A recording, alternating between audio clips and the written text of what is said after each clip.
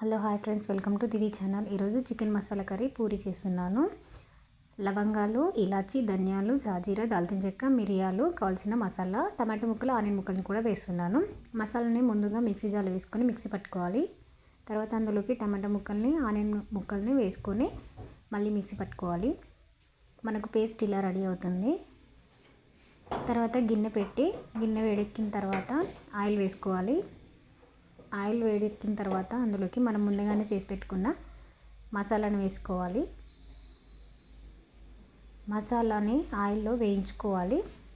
పచ్చివాసన పోయే వరకు ఒక 2 మినిట్స్ మూత పెట్టుకోవాలి. తర్వాత మూత తీసి ఒకసారి కలుపుకోవాలి. కలిపిన తర్వాత ఇందులోకి చికెన్ వేసుకోవాలి. చికెన్కి మసాలా అంతా పట్టేలాగా బాగా కలుపుకోవాలి. ఇలా కలిపి మూత పెట్టేసుకోవాలి. ఒక 4 మినిట్స్ ఉంచి తర్వాత మూత తీసి మరొకసారి కలుపుకోవాలి. చికెన్ అడుగంటకుండా మధ్యలో ఒకసారి కలుపుకోవాలి. తర్వాత మరి ఒకసారి మూత పెట్టి ఇంకో 4 మినిట్స్ తర్వాత మూత తీసి అందులోకి 1/2 స్పూన్ పసుపు, 2 స్పూన్స్ అల్లం వెల్లుల్లి పేస్ట్ వేసుకొని బాగా కలుపుకోవాలి. ఒకసారి మూత పెట్టేసుకొని ఒక 2 మినిట్స్ ఉంచి తర్వాత మూత తీసి ఇందులోకి 1.5 స్పూన్ కారము, 1 స్పూన్ సాల్ట్ వేసుకోవాలి. సాల్ట్ మీ టేస్ట్ తగ్గట్టు వేసుకోవచ్చు. ఇదంతా బాగా కలిపేసుకోవాలి చికెన్కి పట్టేలాగా. ఇలా కలిపిన తర్వాత ఒకసారి మూత పెట్టుకోవాలి. ఒక 2 మినిట్స్ తర్వాత మూత తీసి మరొకసారి కలుపుకోవాలి.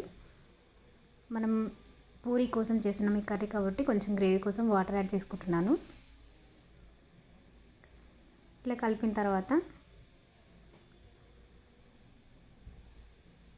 ఒకసారి మూత పెట్టేసుకోవాలి. ఒక 5 మినిట్స్ తర్వాత మూత తీసి చూస్తే మనకు chicken gravy masala curry ready అయిపోతుంది.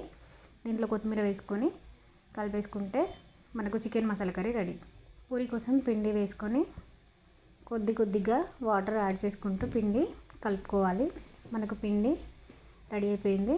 చిన్న బాల్స్ లాగా చేసుకొని పూరి చేసుకోవాలి.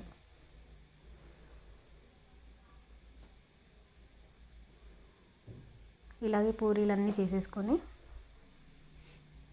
బాండి పెట్టి ఆయిల్ వేడెక్కిన తర్వాత పూరీలను అందులో వేసి వేయించుకోవాలి.